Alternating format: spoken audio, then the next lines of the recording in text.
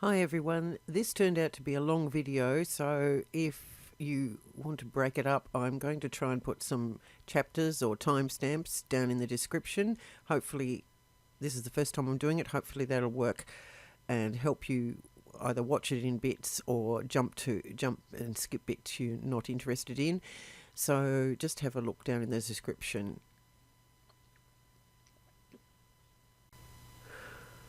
Okay. Here's a quick and easy applique, and this is in response to a question from one of my online community members from my website, and I'll put a link below on how you can join that. It's free, and there's a section on questions about digitizing, so I can try and help you out. It won't always be a freebie on YouTube, it depends on what the topic is, but this one's pretty straightforward. Now, the person in question had version 8, so I'm doing this in version 8, but you could also do this in version 6, 7, and I'll show you where the tool is in version 9, and I need to tell you where the tool is in version 6 as well. But version 7 is very similar in this respect to version 8. So there's no excuse for you not being able to do a simple applique and make it as attractive as this one. So this is the image she sent me. Now, when she sent it to me, it was much bigger than this, so I will show you how to resize that as well. So without further ado, we will go into a new design and start digitizing. So I'll just get a blank design here, and I'm going to hide the hoop by clicking up here. Now, I copied her image and saved it to a place on my computer so that I could easily load it into the software, but the person in question asked me, or said to me, that she scanned the image in and then couldn't see it in embroidery canvas. So I haven't got Art Canvas or I haven't got Corel linked to my version 8 anymore, so I can't show you how to scan it into the Art Canvas. But if you scan it straight into Art Canvas and then come through to embroidery canvas, the image should show up here. If it doesn't, make sure you've got the show bitmaps icon, this little daisy up here. If that's not highlighted in yellow when you look up here, you need to left click on it to highlight it so that it will actually show the bitmap that you have loaded in. So as long as when you scanned it into Art Canvas with the direct scanning tool in there, and it shows up there, it should show up here. Now, if you scan an image somewhere else onto your computer, then you will need to load the image. And so we have a load image in embroidery canvas, so you don't even need to go to Art Canvas to load a JPEG. So we can click on the insert artwork icon up here in the top, and that will open a dialog, and you can navigate to wherever you have saved your image to. So you navigate to that place, find the image, select it, and click on open, and it should open in here. Now, if you've got your color film on color blocks, it won't show this icon. This icon's a holding icon. If you click on this little show objects, it will not show the image up here as a picture of a sailing boat. It will show the actual image. If you click on this again, it will just show this sailboat. But if you've got either of those two in here, then the image is in there somewhere. So if it's not showing, again, come up here and make sure you've got your show bitmaps here highlighted. You can also press D on your keyboard to do that. Now, this image is huge, so it's selected at the moment by default because I loaded it, but if we look up here in the width and height, it's 1422.73 millimeters high, so that means it's over a meter high, so we don't want it anywhere near that large. So the first thing you need to do is resize your image somewhere close to the size you want to digitize. Now, for this exercise, I made it only 10% of the size that it came in as. So when you load an image, because you won't have this image, but when you load an image, it is best to resize it before you start digitizing, because if you resize, particularly with applique and satin outlines, if you resize after you've digitized, the width of the satin outline will change and you'll have to change it back, and it may not work so well with the new object. So always get your image very close, if not the right size for your digitizing. Now this has got some space around it, and it's actually measuring the full size of the image, so the little gingerbread man is actually smaller than that, but not significantly. So I'm just going to make this 10%. So if you could also put in it, if your image was actually cropped off at the right size, then you could put an actual size in your width or height. Now if you want to scale it proportionally, you must make sure your lock's locked, and then you can change whatever you need to up in the transformation bar. So I've made that 10% of the size, and of course it's a lot smaller, so I can zoom back in with my mouse wheel, and there's a good size for digitizing. Now the person wanted to do this as an applique, and she could only find a version 9 video on the internet about how to do that, so that's why I'm making this one. But in version 8 and 7 you'll find the applique tool. This is a basic shape. It's just one outline. There are no complex lines going through the middle of the object that you might need to join together or anything like that. You just need one outline. So the basic applique tool in version 8 and 7 is found in the Digitize toolbox, and it's just called applique. If you're in version 6, you've got vertical toolboxes down here, and you should be able to find an applique tool in there somewhere. I can't quite remember exactly where it is, to be honest, but you have an applique tool somewhere in your software for basic applique.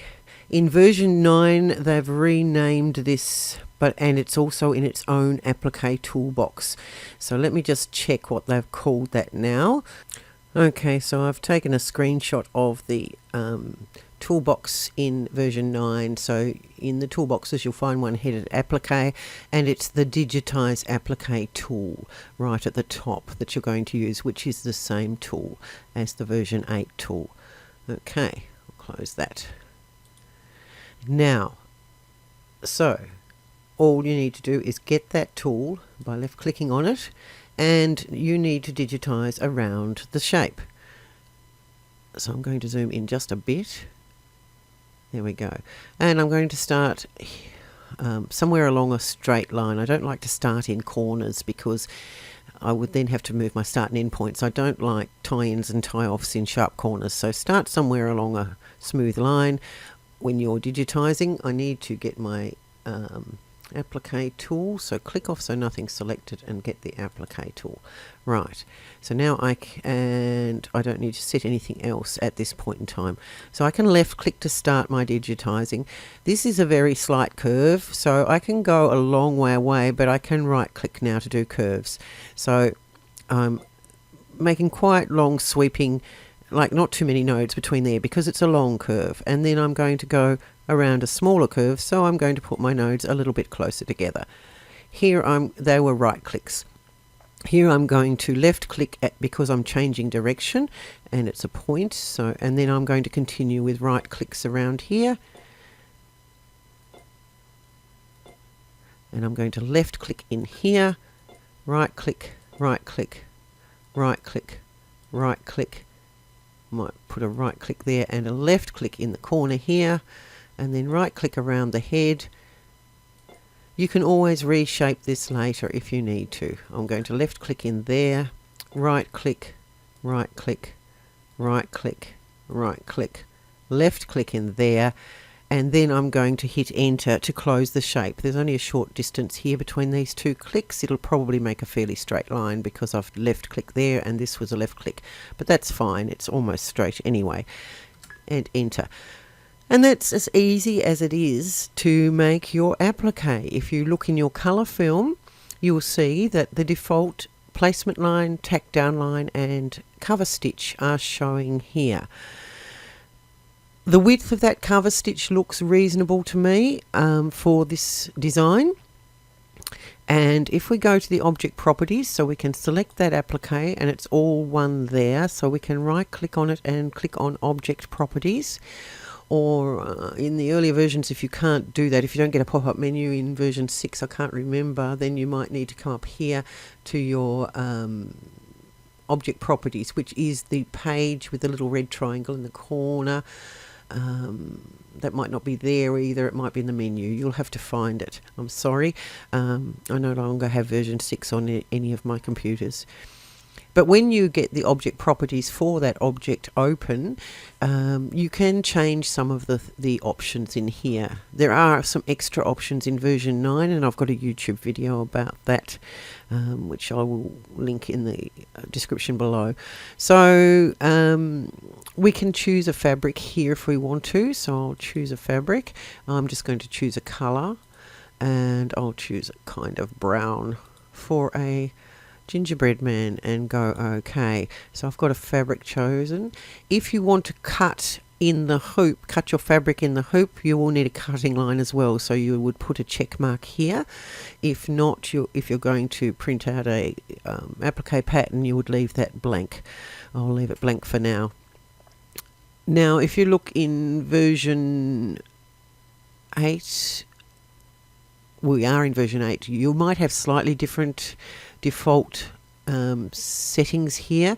The default for version 8 cover stitch is 3mm.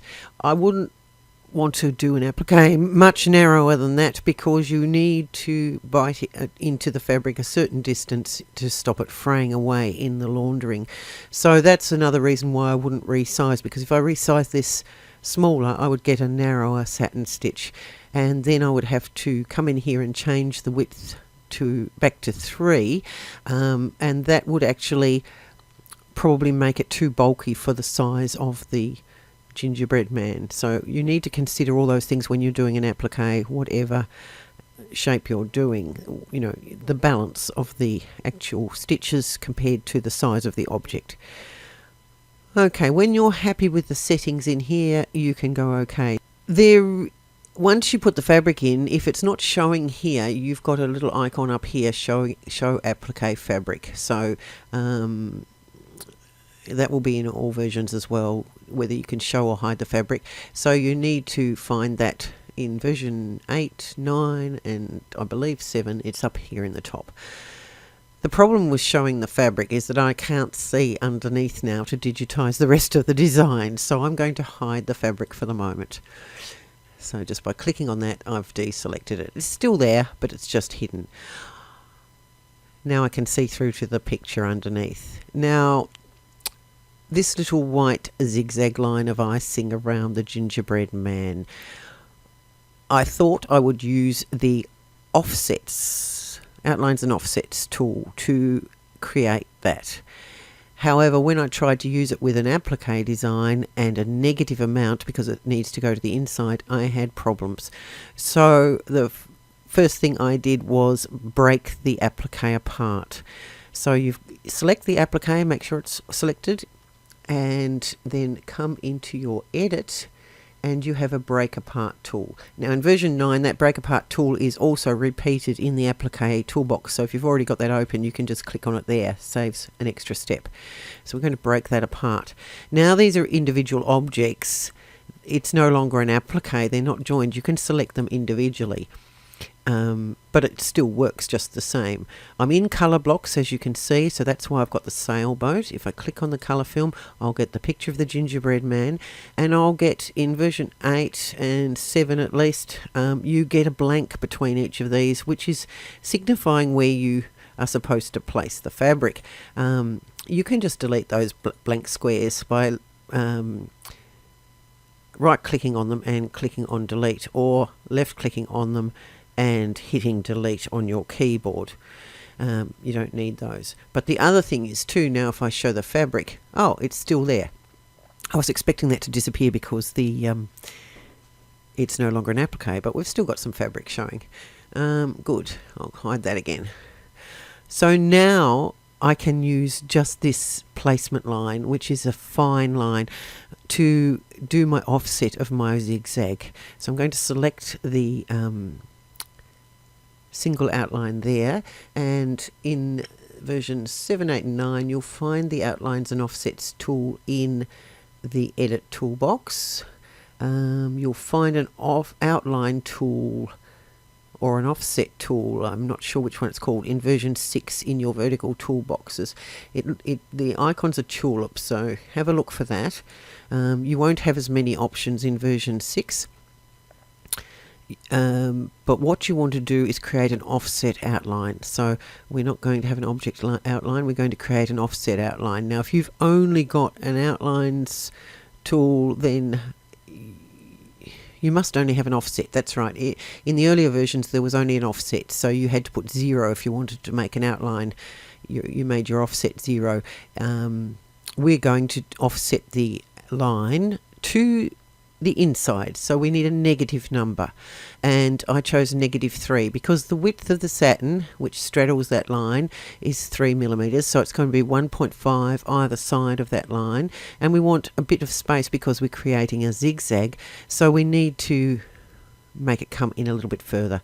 So I'm going to offset -3 millimeters.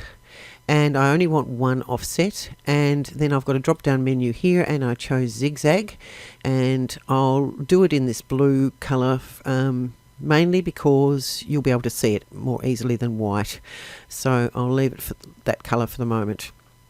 Down in the corners here I'm selecting the centre option for sharp corners. The multiple objects doesn't apply because we've only got that one outline. We don't have any holes, so we can go OK. Now you can see this messy zigzag here. Now why is it so messy? First of all, it's got an underlay. So let's select it, and I'll go out of true view so you can see I've selected it. It's pink. Alright, and I'll go back into true view for you just so you know that that's selected, and also in the colour film it's highlighted blue. So I'm going to just come down here. We can remove the underlay in version 8 and 9 down here.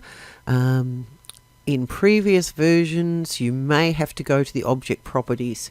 So if I just right click and go to object properties, because I'm going to need that anyway in a minute, you can go to effects and underlay tab, and then you can deselect the underlay. Let's just put that box over there for the moment. Alright, let's go back to the properties. Oh, let's jump back there. Let's put that over there. Okay, so the other, even though we've removed the underlay, you can see there's a line running around here. That's because of the position of the start and end points of that shape. So while it's selected, oh, now I'll have to move that a little bit. Let's go to the reshape tool up here, and we will be able to see then a green triangle, diamond I should say, and a red cross for the start and ends. So let's move the, I like where the start is because that's where I started. Let's move the end point. So if you want to open up a zigzag and you don't want any lines underneath it, you need to put your start and end points, if it's a closed shape, they need to be on top of each other. Now you won't get it absolutely perfect in version 8 at least. I've got this little tie-in here that's a little bit different, but it's certainly a lot better. Okay, let's go back to our select tool.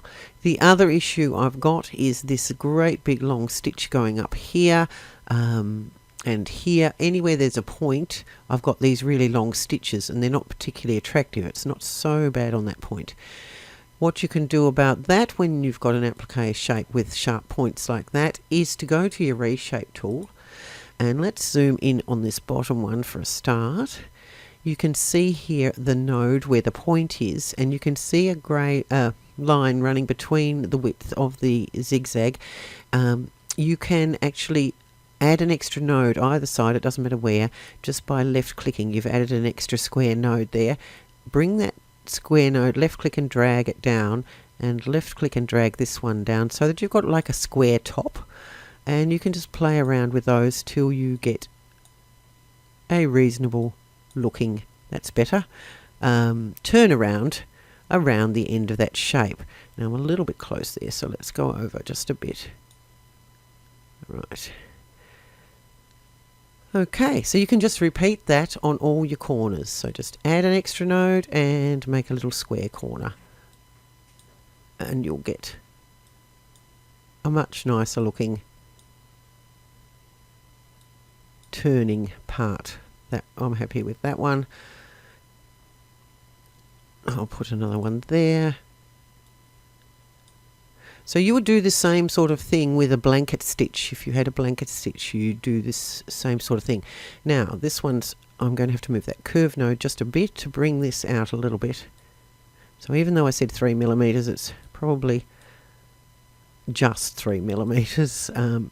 You know, it could have been 4, but it's close enough. Okay. And over here, add an extra node and bring them down. Oops, I added an extra node accidentally. I'll just undo. Right. Just spread those out till you've got a nice turning corner. Okay, one more to go.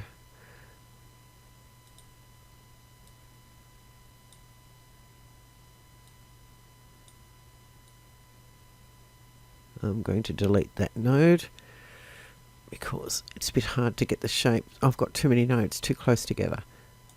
That's better. Don't worry if your zigzag goes just ever so slightly under the satin, because we're going to make some other adjustments as well. So it doesn't quite look as wiggly and flat as the other zigzag, so let's look at some other settings we can change to get it looking more like that. So the width is probably a bit wide. Let me just go back to my original one and select that zigzag, and I had actually changed the width to 1.5 and the spacing to 3.5. So I'll go back to the one I'm looking at. So I need to select that line, the blue line. Make sure I've got the right one selected. Okay, so here I'll change the width to 1.5. And I can hit apply and see what that looks like. And that looks much better. It's much more in keeping with the width of the original white line of icing. But the zigzags are a bit close together, so that's why I increased the spacing to 3. And I can apply that. So you can fiddle around with those numbers as much as you like. You could increase that spacing to 4 if you wanted to. If you wanted to make it a more stretched out zigzag. So there we are at 4. So you can just keep playing with those numbers till you get this zigzag looking how you want it. Okay, I'm happy with that. Okay, what else have we got in here to digitize? We've got the little face. So let's zoom right into that. I can now close or go OK on that object properties. So for the cheeks, the eye and the eyes, we need some ellipses. So we'll go to our digitize toolbox and we need the ellipse tool. So again, in version 6, yours will be in the vertical toolbar somewhere, this ellipse tool. So we'll select that. I want a satin fill, so I'm going to select that.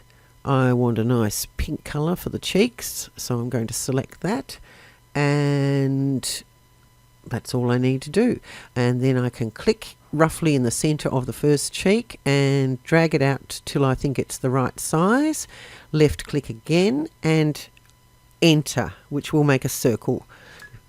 Okay, so there's my first cheek. I'm going to select that.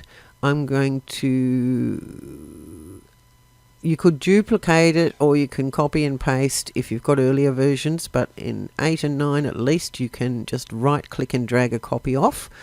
So I've now got 2.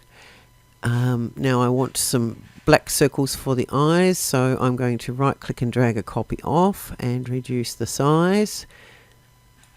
So don't go too small. You don't have to be exactly the same size as what's on the image when you're digitizing. You can, take a bit of artistic license. So I don't want to go too small because I've got to put a little white dot as well. So I think that's about the right size. So I'm going to change that to black, and I'm going to bring that up for the first eye. It's pretty close anyway. Right click and drag a copy off.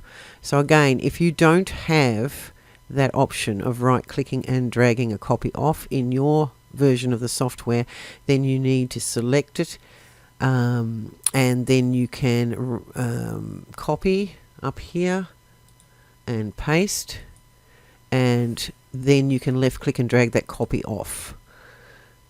I'm going to make this one even smaller now, and I'm going to change it to white for the little highlight. It needs to go even smaller. So it's just going to be a few stitches in there to signify the highlights in the eyes. So let's zoom right into there. Now if I'm going to sew this on top of the black, I don't want the angles going in the same way as the black in this circle here, because they will just get embedded into the black stitching. So I need them to be going in the opposite direction so that they sit on top. So we need to go to the reshape tool. Now with circles, you can't change an angle in the normal way.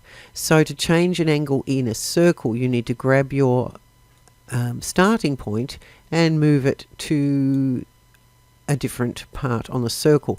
So in this case, it was here, and I'm going to move it over to here. And as you can see then, I've changed the angle by doing that. Whoops, too far round. Probably want to come back a little bit.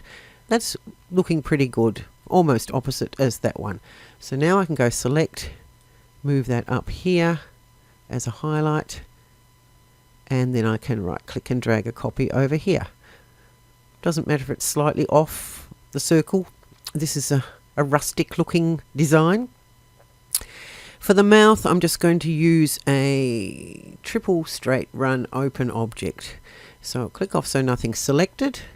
And actually I've got the image selected, so I'll click right off and zoom back into that face and get my open object, triple run.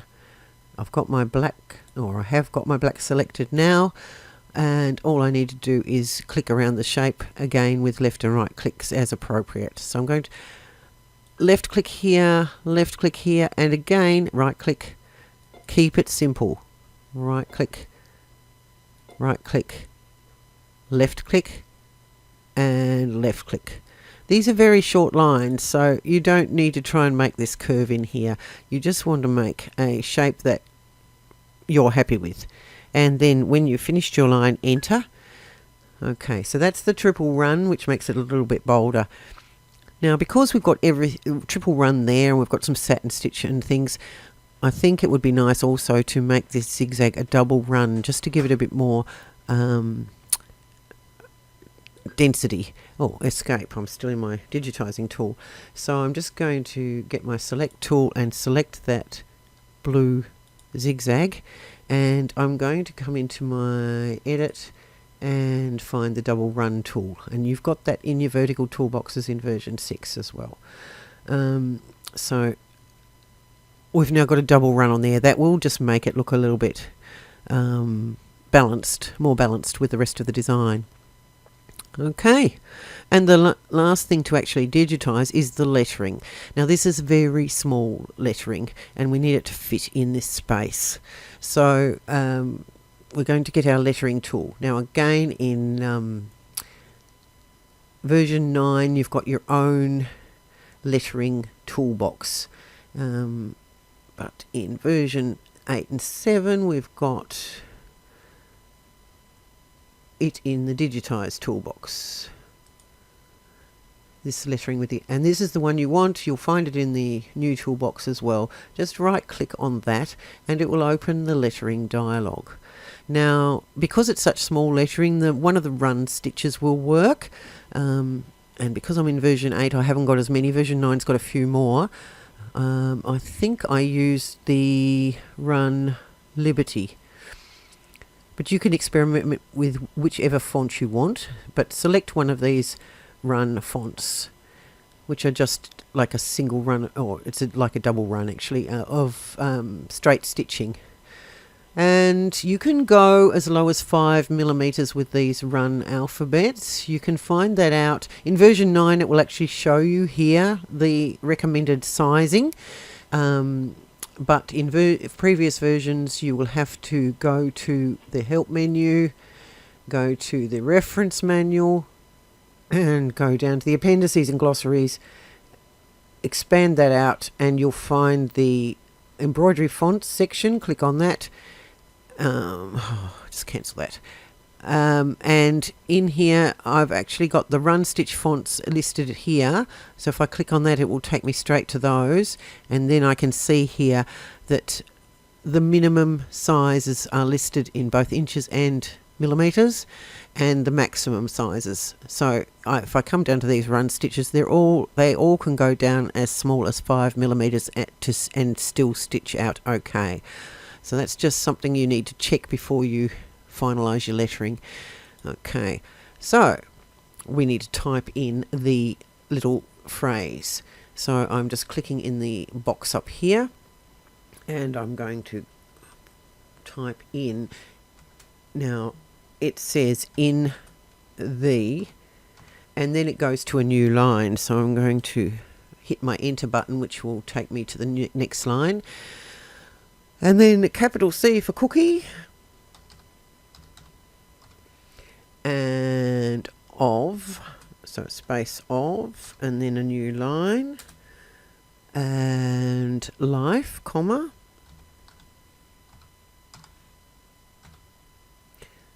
friends, so space and friends, return again for a new line, are they, return again for a new line, chocolate,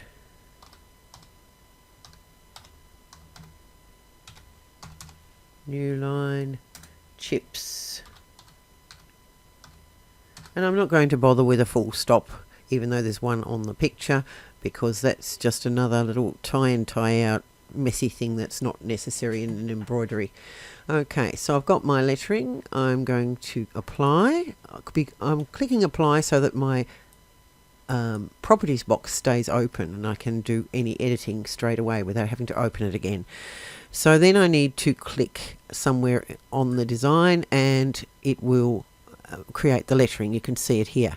Now it's way too big, so I'm going to grab one of the handles, and I'm going to corner handles, and I'm going to bring it down to a much better size. I'm going to change the color so you can see what I'm doing. So I'm going to make it red, and I've sized it. Now I'm going to left click and drag it up in roughly into the right place. I want to center it, and so I'm looking at the middle of the legs as a centering, or the middle of the head even, just to get a rough idea. And as you can see, it's still a little bit too big, so we'll go even smaller. Now you can see as I make it smaller, the actual height of the lettering is reducing. It's 7.84 now. I'm going to come down even, let me have a look. Let's just move it over where the lettering is. Yep, it's still too big. So I'm going to, although it's all the right size up here, but I'll go a little bit smaller. I think I ended up with something close to 6 in the end. This is getting close. Now, one of the problems also that I had was I've got to keep this small enough to go between the armpits, and this one is so close, it's not going to fit across here. So what I did do was come back in here. This is life and friends. So in between the word life and friends, I clicked my cursor so that it's there, so I can edit the lettering. And I just took out the backspace, and added another return and applied that. Now I've got that down there. Now the other thing too is I need it center justified. So I need to click on the center justification and apply that. That's better. Now we're starting to get something that looks like it might fit, because we can go up a little bit. I'll just go make it a little bit smaller. That's better. And I can take it up a little bit till the of clears that section there, and the chocolate chips clears that section there. I need to go up a little bit more, and I need to make it a lot smaller actually. That's better. What am I at now? 5.87. That's still well above the 5 minimum, so that's good. And I can just bring that down a little bit then to line it up centrally. Now if I hide my image, I can see if that's centered enough for me. I think it's pretty close. I can go a little bit to the right. It's better that it just looks right than you try and center it with the center of the hoop or whatever. But I can go. Actually, centering it with the middle of the legs is not too bad at all. So I'm quite happy with that. I wouldn't want to go any smaller. So I have, if we look back at the image, it's not lined up with the original lettering exactly. It's higher up here, but it looks right, and it's going to stitch right because we're within the minimum maximum height, and that's what's important. So you can't always digitize exactly how an image is. Okay, so when you're happy with all of that, you can go OK, and I can actually hide the image now because there's my cookie. Now I can bring that fabric back. Let's see if that sits on top of the embroidery or not. No, it's underneath. Good. So that will show you a little bit more exactly what it's going to look like. Now all we need to do is make sure our stitch order is okay. So let's go back to colour blocks, because I've got this white for the eyes here, and then I've got the black mouth, so they would be better together. So let's move the white down one object by clicking the down arrow. And of course we want the lettering black now, so we'll actually change that to black and move that up one as well, so that that stitches with the eyes and the mouth.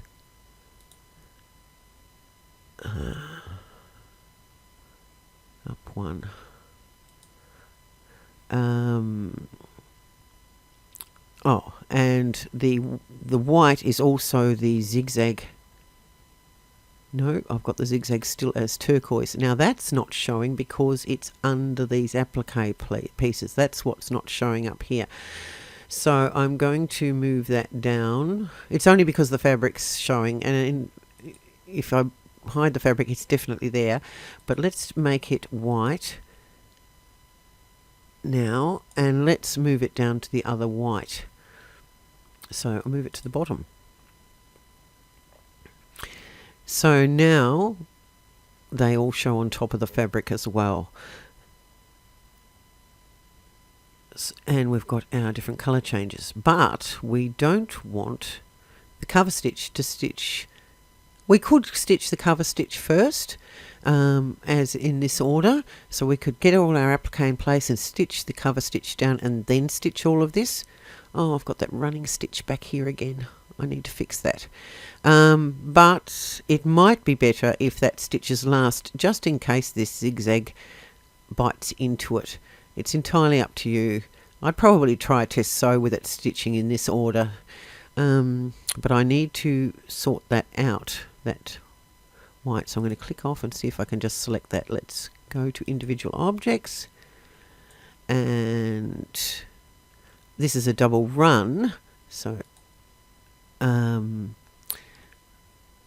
we need to click on the first one and go to the reshape tool, and it's moved my start and end points again, hasn't it? So I'm going to, because I've moved things around in the stitch order, so I'll move my start and end point for that one back to there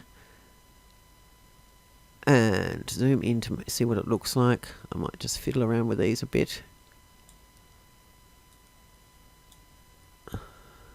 And I've still got another run stitch there, which would be the double run. So we need to, if we use the tab key on our keyboard, we can go to the reshape tool for the next one. And we want to bring that start point over here in the same place. So bring that down there as well. Oh. Okay. it's now gone in the opposite direction and caused all sorts of issues. So I'm going to delete that double run and select the first one again. Now that I've got my start and end points in the right place and I've got it in the right stitch order, now if I apply the double run, I won't get any issues. So that's how you fix that issue. Often we don't know what order to digitize things in, and you just need to be mindful of why that's caused that start and end point to move on you, and that's because I digitized other objects afterwards and it moves to the closest point to the next object that's going to be sewn, and then they're locked in place, and when you reorder the stitching order, they're in the wrong place. So just check your design through to make sure it's going to stitch correctly, and then you can save it and go and test sew it. Of course you can change that. I should have changed that cover stitch to a brown colour as well, dark brown. Okay, that looks better. So I hope you enjoyed that, and I hope you'll have a go at it. It's a reasonably straightforward applique. As I said, if you want that cover stitch to stitch last, you can select it and put it at the end of the colour film. Of course that will take the fabric with it, so just hide your fabric. Hide your fabric. It's not going to affect the stitch out of it, except that now that cover stitch is stitching last, and the only reason you can do that is because we broke the applique apart. So that means we can now put other elements in the design before we stitch the cover stitch. Thanks very much.